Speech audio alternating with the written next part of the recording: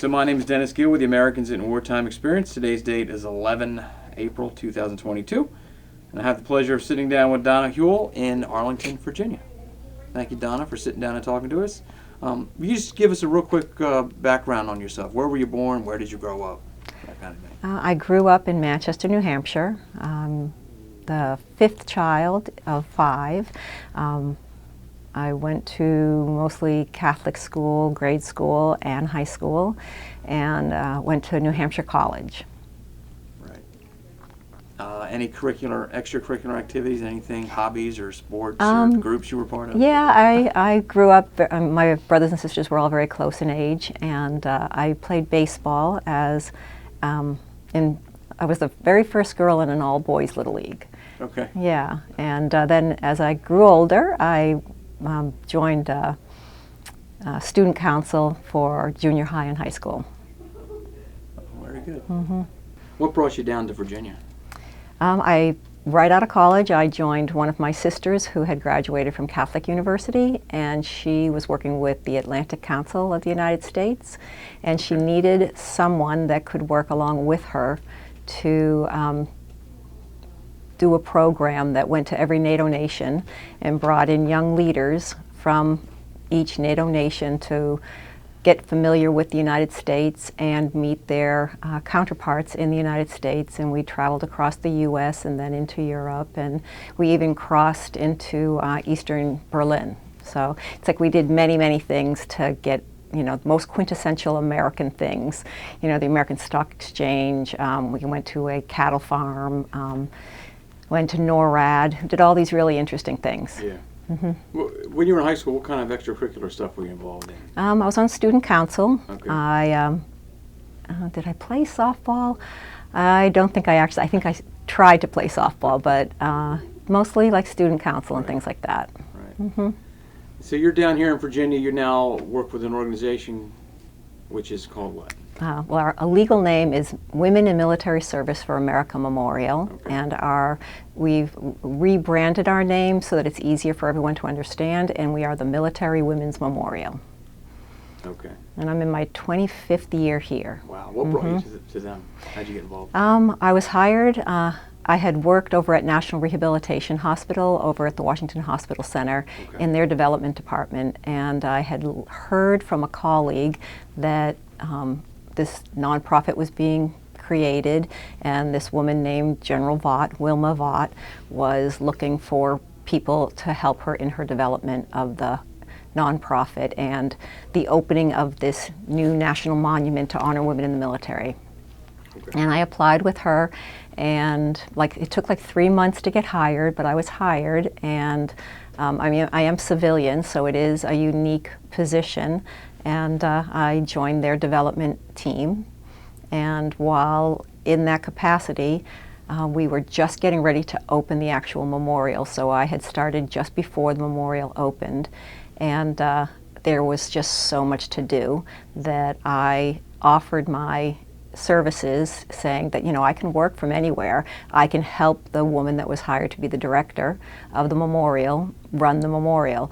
And General Vaught took me up on it, and from that point I worked down there, and then through various transitions of leadership at the memorial, people came and went, and I would step in as the director and do all of the work, and knowing that because I'm civilian that I could not necessarily take on the position of director.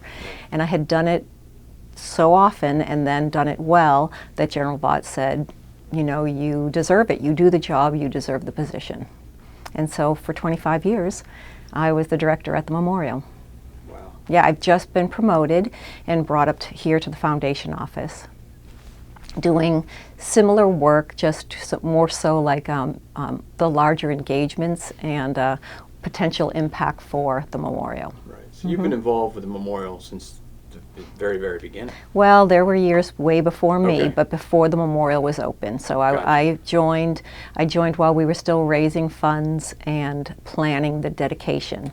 And if anyone knows the dedication of the memorial, we had nearly 40,000 people on Memorial Drive as the memorial's ribbon was cut and we were opening to the public. We had like 3 or 4 days of major events where we took over like every large facility to have a luncheon or a gathering. We did a candlelight march that crossed Memorial Bridge. Right. Yep. Right. Why is it important to have a women's memorial? Why not just have a memorial for the military? Why? Because it shows American tenacity, I guess, that even when women were not necessarily in the military, they were serving along with their husbands and their families. Right. They served in every capacity: cooks, laundresses, messengers, saboteurs. But when they ultimately were allowed into the military and building the fabric of America as well as the defense of America, it was always a struggle. And the opportunities that are allowed to women today to serve in every capacity, adding great value to the defense of our nation, it wouldn't have happened without these early pioneers and, trailblazers. And so therefore it is a unique story of why to have a national monument, but it is telling more of the perspective today of what women are doing in the military. They are serving along with their male counterparts, but it is still it's still unique to their earliest beginnings. Yeah. We're here today mainly to talk about the Centennial Flower Ceremony at the Tomb of the Unknown Soldier. What was your role in that? Our organization, the Military Women's Memorial, partnered to be in support of the Society of the Honor Guard Tomb of the Unknown Soldier, and we tried to, in any capacity, figure, what can we do to help them broaden their reach, make sure that they're being understood by the general public on what is the Centennial, what is the tomb. So in so many various capacities, we, the Military Women's Memorial, just worked with the society to help them just broaden that information. Right. Well, you guys were part of the planning, the lead up to it? Planning in various areas. Yeah. They did the planning. It was more the society. Okay. But when we volunteered, we just brought more dimension to it, or we brought more of what, just more reach. And so, what was the purpose of the flower ceremony? To allow the general public the opportunity to offer their knowledge and support and I guess heartfelt thanks to military service. And I just think I can't imagine.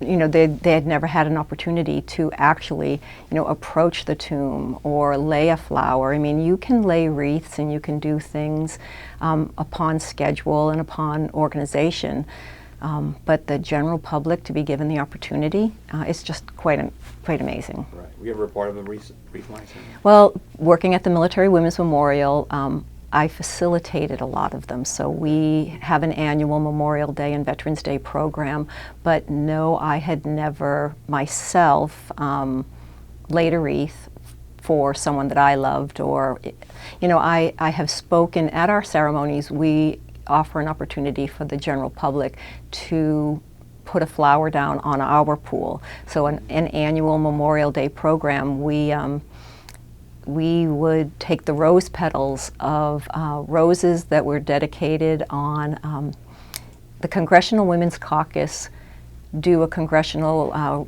wreath laying at the memorial where they, after they lay their wreath, they individually will have a rose that they put on our pool in honor of the servicewomen, either from their state or just in general.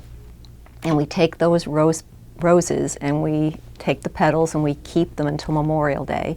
And then on Memorial Day we have our many wreaths that are dedicated in honor of women serving in the military, and we open up a portion of our ceremony that allows the public to take a handful of rose petals, and in memory of whomever, however many they wish to honor, they put them in our pool in front of the memorial. So that's quite meaningful. Yeah. And I can't think of any other opportunity that I've had other than visiting an individual's grave that allows you to put a Right. yeah, and then to have done it at the tomb and to see so many people, and they were so happy.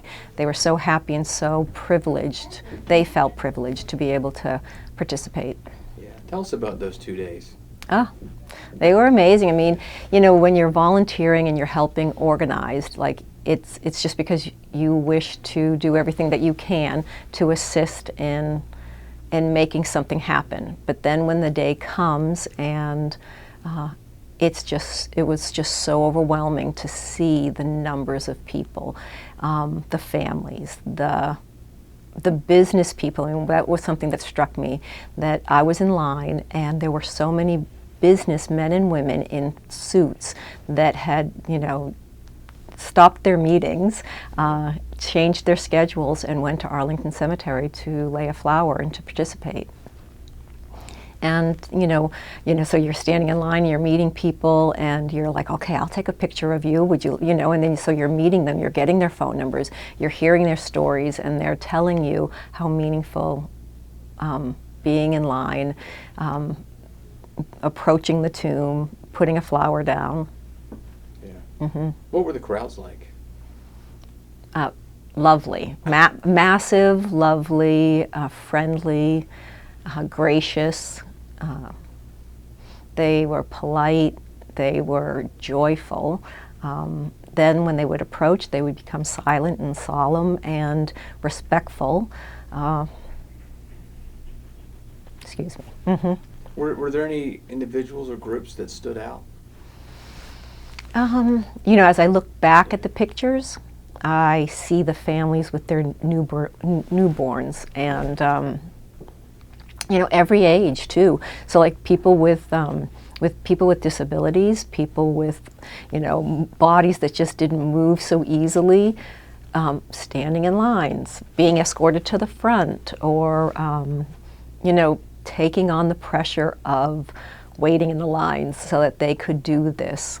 Was, you know, I can remember something I overheard someone that worked at the cemetery ask a family that had some young children, you know, I remember the first day I came to Arlington Cemetery. You know, she was sharing her story. She says, you as a family remember this date, you know, and, you know, I'm sure you'll come back every year and you'll remember when was your first visit to Arlington National Cemetery. Yeah. Did you see any members of the Crow Nation? I did. What was that like? It was amazing. So I saw them climb the hill to get up to the tomb, and then be getting themselves arranged. The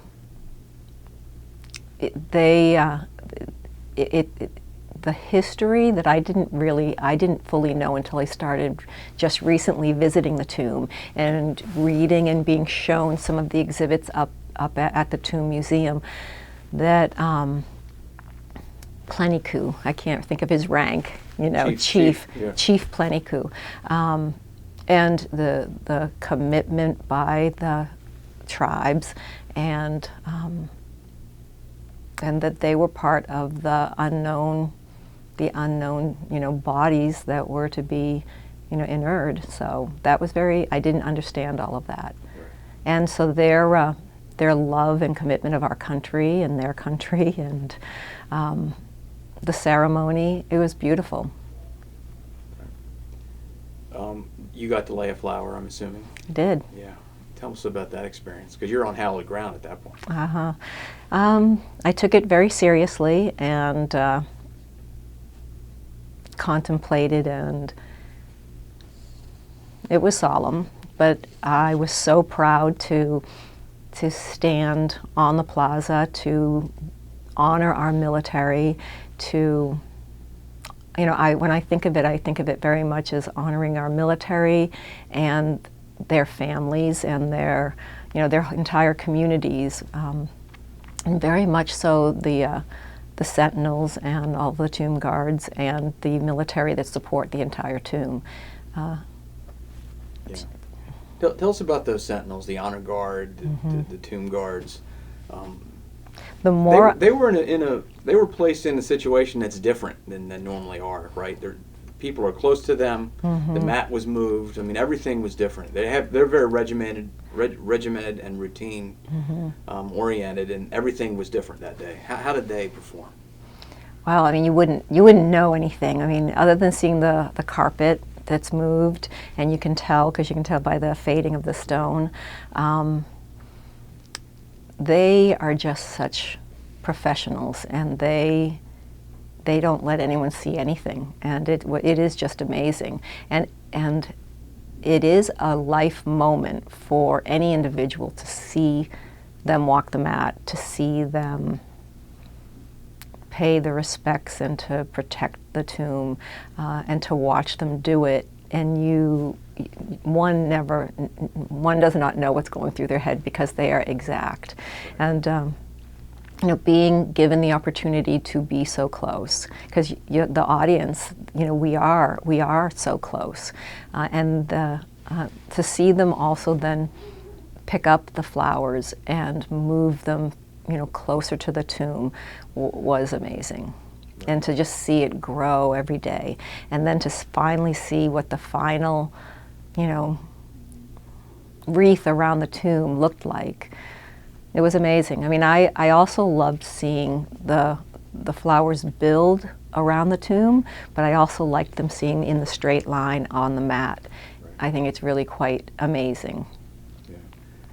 So what I hear you're saying is to look at those sentinels, it seemed like just another day, even though it wasn't just another day. No, I'm sure it was more pressure as well. Right. I mean, the numbers of audience, I can't even imagine. But no, you never saw anything change.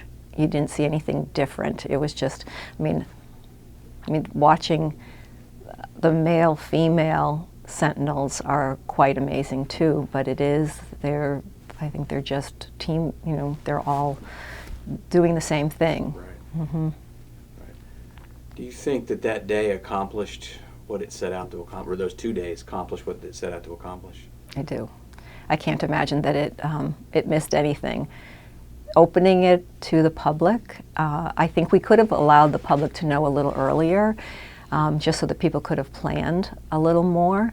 But everyone that I talked to very much tried to bring family in from out of town, to share it as an experience that was not going to be able to be repeated, that this was a once-in-a-lifetime, experience, that it was such a privileged opportunity, but I fear that it was an opportunity for more the local. Now, I do know a number of people did fly in, but they are hugely committed to the military and had the opportunity to do so. Yeah. So I look forward to one day it being so well known. Right. That I'm told that there was somebody that drove in from California, and I'm also told that there were I think somebody from the Netherlands, a couple of people that just happened to be there, had no idea what was going on, just happened to be there and participated. So this is truly an international audience, even though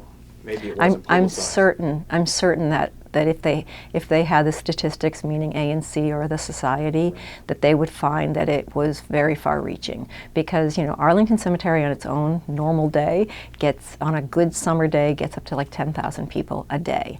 So around Veterans Day, it was a colder day. Right. But right. If you were queen for a day, if you could make the decision, would you do something like that? I think I already know the answer. You would do something like this again. I definitely How often do you think something like this should happen? Yeah, I don't know. I don't know. It is definitely special, and it's a true moment. So it's like if it grew and was able to reach school kids and they could plan to do it, I don't know if that builds a value or lessens a value. Right. So is every year too much? It seems to be too much. It seems to be possibly too much, although my hope would be that if it did become every year, that it just would be so respected and so well orchestrated that it is seen as an incredible honor and an incredible opportunity. And I don't know, I mean, would they ever turn people away? Would they keep the flowers? You know, after a full day, who gets to see that incredible array of flowers? So I don't think it could hurt. I think anything that's going to honor our military and honor our tomb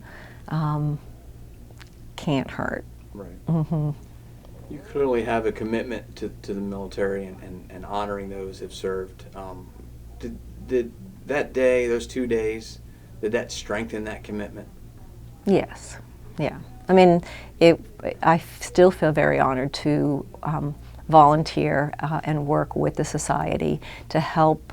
You know, we're now thinking of education programs and you know, how to bring, you know, what does the Tomb of the Unknown Soldier mean, and how do we make sure that young people, old people, international people are understanding what the Tomb of the Unknown Soldier is, and then other countries that have similar tributes to their fallen military. Right. What does it mean to you?